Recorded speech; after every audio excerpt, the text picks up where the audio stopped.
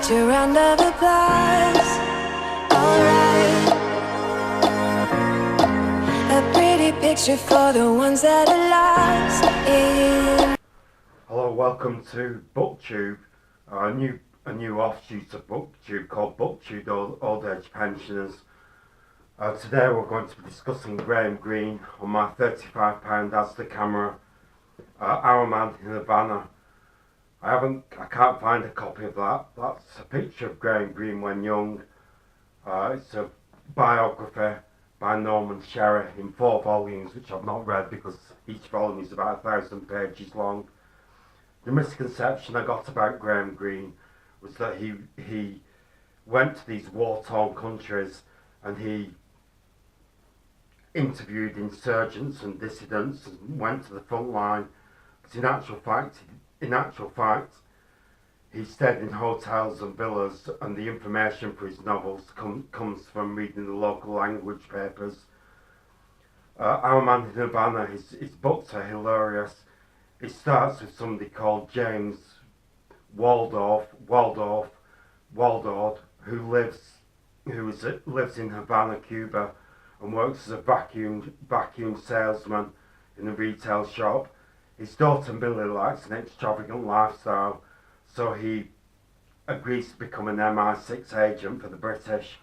He then invents a lot of agents and operators who don't exist and sends them to London, and he gets paid for doing this. He then gets more ambitious and he draws diagrams of Hoovers, which he notices are very similar to missiles, and send those. London is very, very impressed, and they send him a secretary called Bertrice and a radio operator called Simply C. They then things start getting more complicated, and other operators in Havana are worried about him and want to kill him. So in a way, he does actually become a spy. To briefly get through the novel, Captain Seguro is a captain under Bastista's government, which was at the time in Cuba, and he had details of all the spies in Havana, or at least the ones he knew. He made him drunk while playing drafts with bottles of cognac and gin, I suppose. He then got his information and put it in microdots on a stamp and sent it to London, but they couldn't read it, in a desperate attempt to redeem himself from all his lies. He then confessed everything to Bertrice, who'd shopped him into London. They both had to go to HQ in London. Bertrice was sent to Jakarta, Indonesia, which can't be very nice to be sent to. Graham, his daughter Millie, was sent to finishing school in Switzerland. Then they had to decide what to do with James Woodolph. I don't even know his name. So they gave him a teaching job at MI6 HQ. They gave him a state pension because they were worried that he might go to the press. And also a lot of people had got a lot of credit for his work, so it would have been embarrassing for him. And they recommended him for an OBE, which is quite funny really.